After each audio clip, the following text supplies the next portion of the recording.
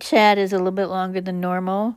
So if you don't want to listen to it all or you don't have time, just kind of go to the end, maybe the last 5 minutes, and listen, so you can learn how much I really care about you guys.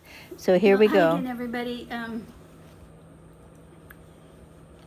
Anyway, it's been a very eventful or very, yeah, I know,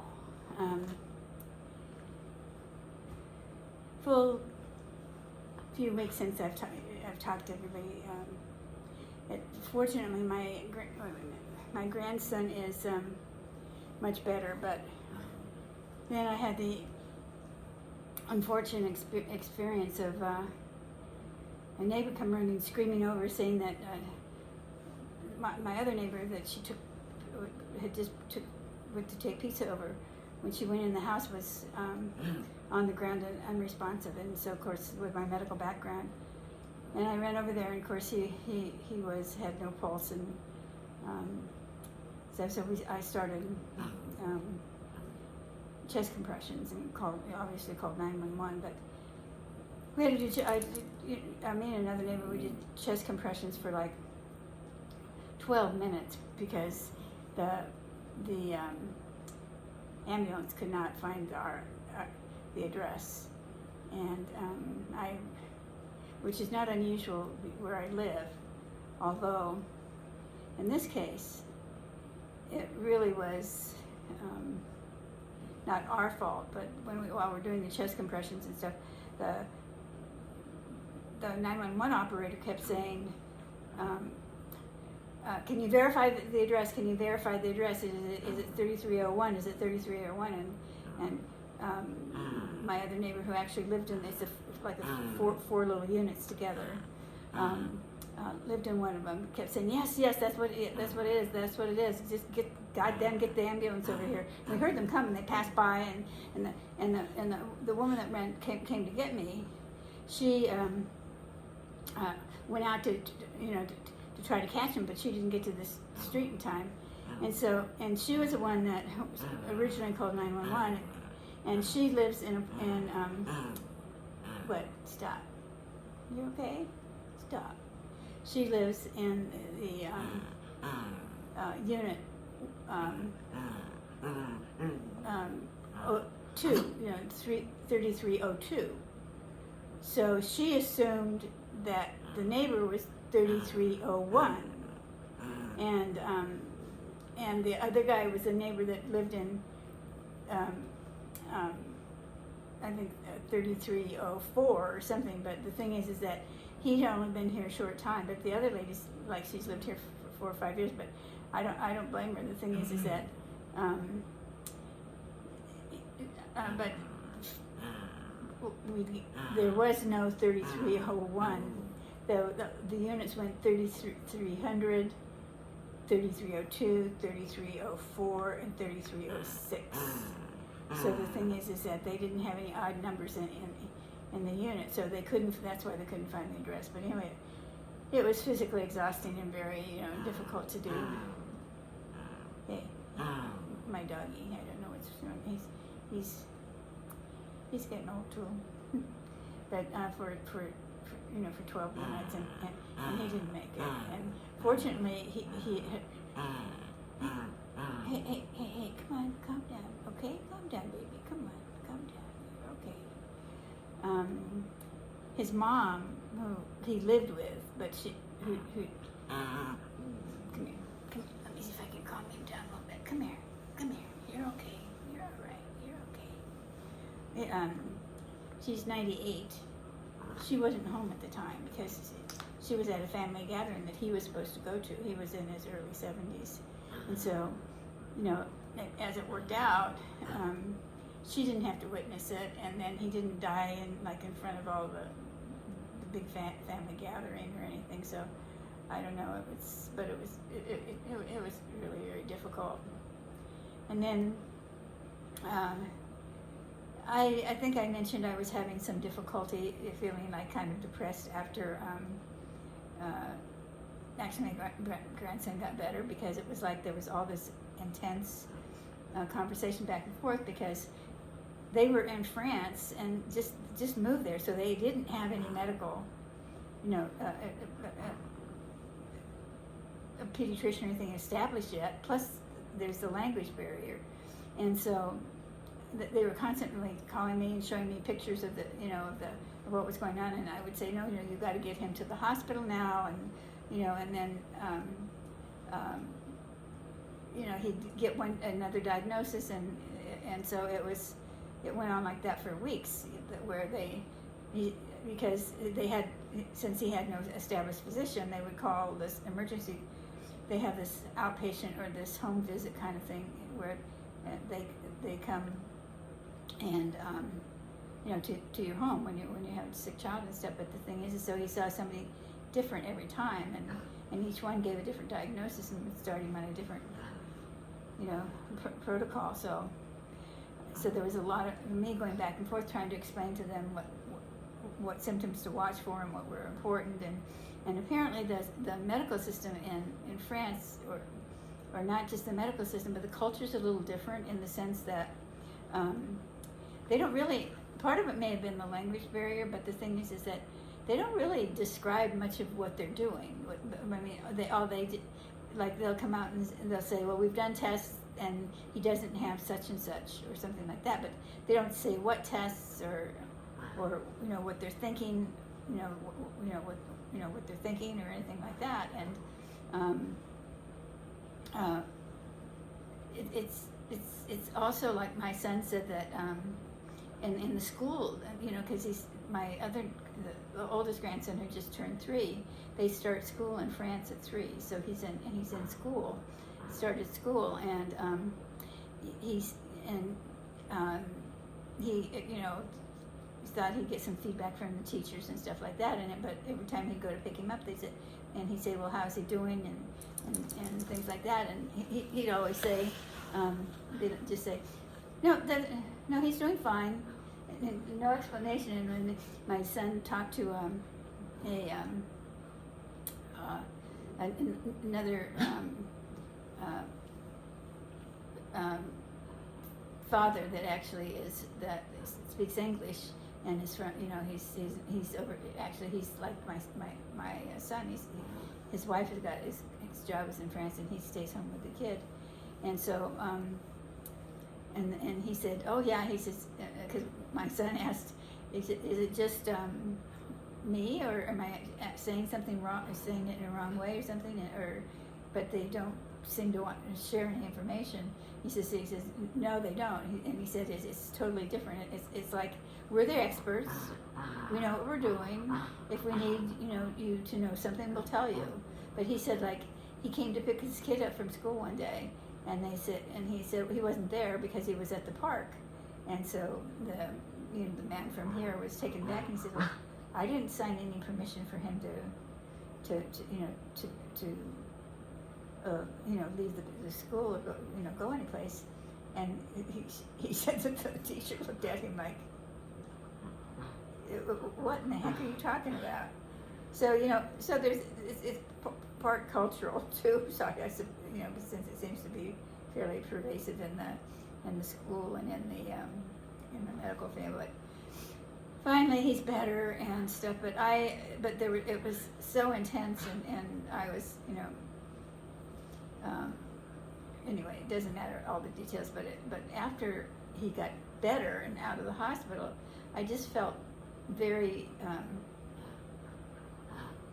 like wrung out, and I guess you could call it kind of depressed. Come on, baby, it's okay, it's all right. Come on, you're okay, it's okay. And I know that there's naturally it's kind of like the adrenaline rush in a way. I mean, the thing is it's that when you someone almost hits you with their car and the adrenaline and the rush and stuff, and but once the danger's over, then it's like this kind of this letdown. So, but it was a little bit more than that. I mean, I think. Depression is very, very rampant in my family. My father was an alcoholic, and my brother is an alcoholic, but he was sober for 17 years, and then his wife left him, and he lost his business too at the same time, and that's why she left him, and he got so depressed. He's had multiple, electric shock treatments, all kinds of medications, and all this kind of stuff, and he still has now been almost 15 years, and he's still practically bedbound with depression. So it does run in the family. So it's a struggle, constant struggle to keep up, sometimes to keep up and moving, but also, so there's that, I think there's that genetic component that's involved. But then there's also, the thing is I was thinking, it's like, it's the first time, I mean, pretty much, I wouldn't say exactly the first time, but almost the first time that I've had to decide what I wanted to do, because every job I ever had, I was recruited for, I never had, and then my neuroses, or whatever you want to call it, or my neurotic behavior put me in positions where I felt, I had to do something that I didn't have any choice. And so I never just sat down and thought, what do I want? And the grandkids, I mean, they were just, first of all, I didn't think I was going to live that long when I moved here, because that's why I moved to be close to my son, mostly for him, because I didn't want him to be running back and forth every time I ended up in the hospital and stuff. And then I wanted him to, feel, that he'd had, contact with me and stuff. And so, because I was, I had 3 pulmonary emboli, I had a heart attack, I had a small stroke, and I had pulmonary edema that was life-threatening, where I was intubated and stuff. So I really didn't think I had much time. I thought maybe a year and something. Well, turns out that I'm doing quite well. I think I'm having blood work tomorrow, but certainly longer than I thought. So I had a purpose then, when I came here, even though it was difficult to sell my house and stuff like that. I had a purpose to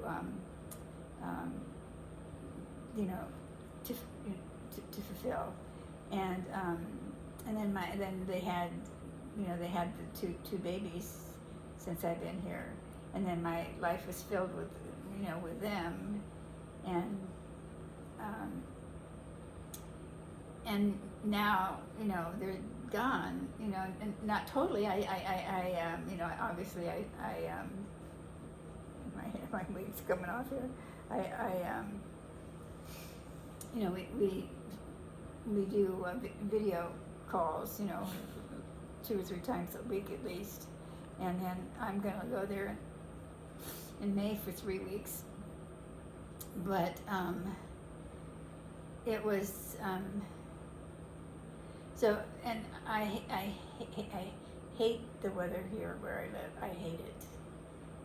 It's cold. It's been cold since October. Really cold, and it's still cold. It's still there's it's free. It's gonna freeze tonight, and I just don't function well, and I'm miserable, and I just don't like it. So I'm thinking, and so anyway, so I think part of the thing was I'm trying to figure out, what do I want? What do I really want? And it's something I've never really, at this point that I've in my life that I've, other than wanting to feel special. I mean, that was my whole goal, my whole life, right? But it's like, what do I want? And I don't know. And it was a very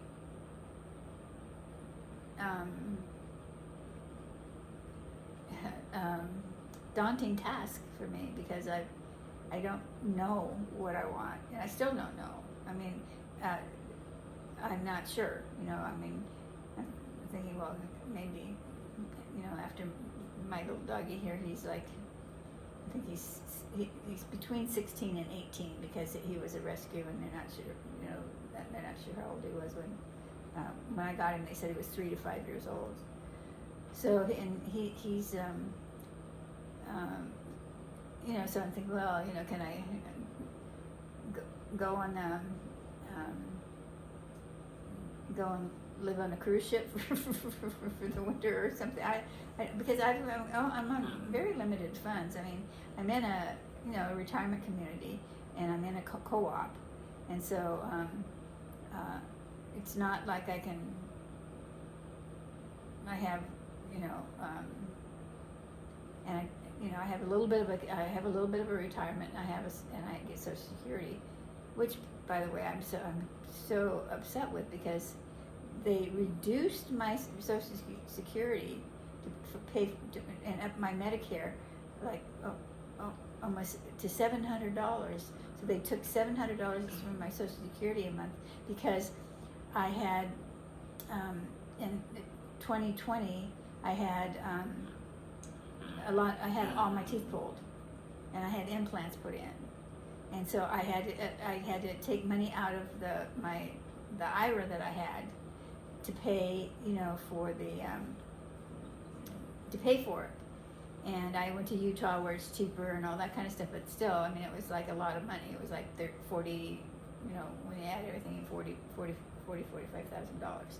So the thing is that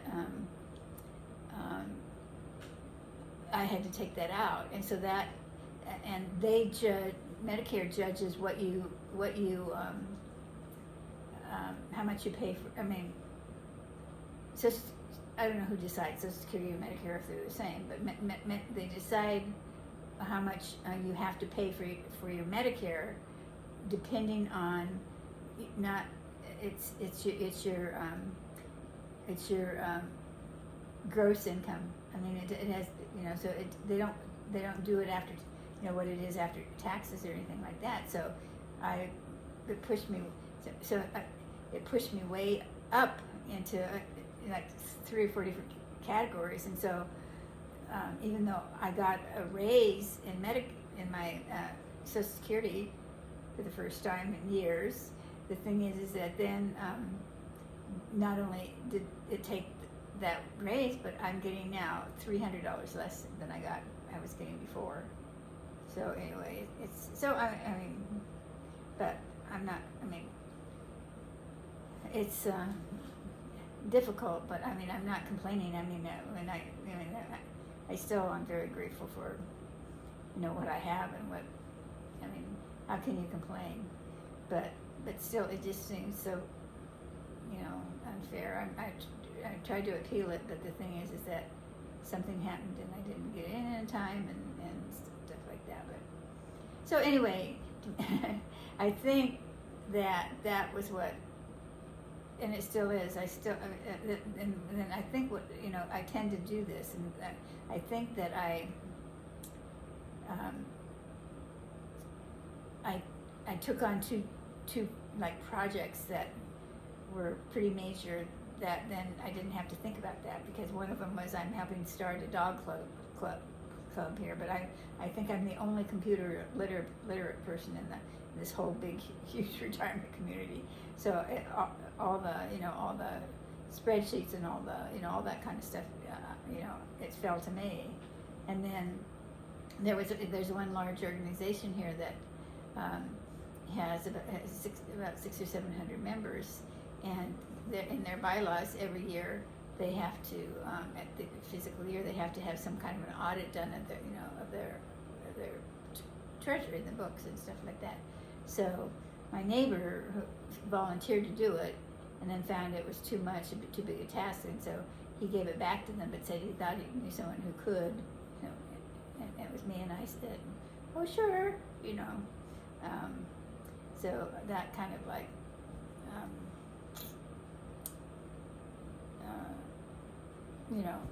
just take it. That's almost like put me almost like in like in a data coma. I don't know if you can call it that, data coma, because I've been so focused on getting those things done, and then now I'm trying to get ready for for Paris. So I want to start really just chatting and what? Huh? And what are you doing? And making more videos. But the thing is I don't have a setup or anything, and it's kind of difficult and stuff. And so my son says to me, well, if you get 1,000 followers, I'll buy you I'll gift you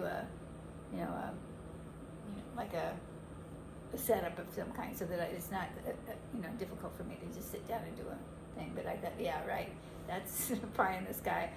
But anyway, he has wanted me for a long time to like tell my story, because there's a lot of challenges, but at the same time there's a lot of successes. I did things that lots of people don't do, kind of thing, and or couldn't do or don't want to. But he doesn't, he wants it so that he has it for, because so he knows it all. I mean, the bits and pieces that he's heard, he's interested, and then he wants it so my grandchildren will really know me, and so I think I'm gonna probably start like a vlog, and I'm just gonna kind of start from the beginning, and it's not going to be a poor me thing, although there's going to be a lot of sharing of things, because that's what for good, those challenges or whatever you want to call them, tragedies or traumas and stuff, played a very important role in who I am, and so I think it's important to include that. I mean, it's life, but I also can tell you about stuff like we had ice box as kids. We didn't have a refrigerator or anything. We used to chase the Iceman down the street, and he'd, with the ice pick, chop off big hunks of ice and give it to us kids. Running down the street. We used to chew tar, because it's the only place we can get any gum, but that tar that they did the streets with. But anyway, so there are things that are interesting. I don't know if they'll be interesting, how interesting they'll be to other people, but I enjoy hearing unfiltered, stories, because it's a catharsis, for the person sharing, because I finally am at a point in my life where I can, I don't have to pretend that that's not what I was, I don't have to pretend, I don't have to try to present myself as someone I'm not. And so I can just, I'm accepting of my behavior and my mistakes, and I'm learning to accept my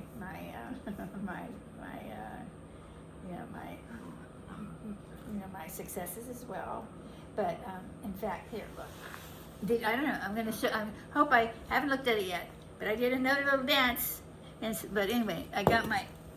How do you like my? Let's see, Maggie.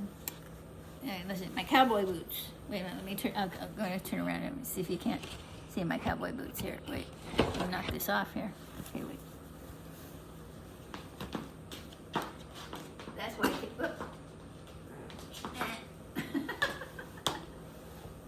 There they are. How do you like them? Now, the thing is I'm with a skirt, but You can't really see it, can you? I don't know if I have it on right. I got it from the thrift shop, and I don't know if it zips in the back or from the side. But maybe if I decide to put the dance on that everybody can see, then you'll know what I'm talking about. You can see it, okay? Anyway, I hope I'm going to try to do one of these a week. Like I say, I'm going to try to start the thread. I'm not going to wait till I'm perfect or it's perfect, or the house is perfectly clean or something like that, because I just want to do it, and I don't. The only responsibilities I have right now is I do have quite a few medical things I have to take care of before I go to France, but it's just now getting ready to go to France. So anyway, I love you guys, I really do, and I really mean it, and I hope your life is blessed and full of joy, and that the road bumps or speed bumps or whatever, speed bumps I guess they call it, are not too often, and that you're on a joyful journey. But just know, I don't know how this works, but I can just tell you I feel it, that I do care for you. I really do. And I don't know you in a face-to-face thing, but I feel you. So I really do care for you, and know that somebody really cares. And I don't know how to. It sounds kind of corny, but I don't know how to say it anymore. I care enough that I'm going to share very, very private things that I've never said or shared with anybody. So thank you. Thank you for being there for me and for opening your hearts to the point that I can feel it. I can, and I send that love back to you. So bye, kids. Bye.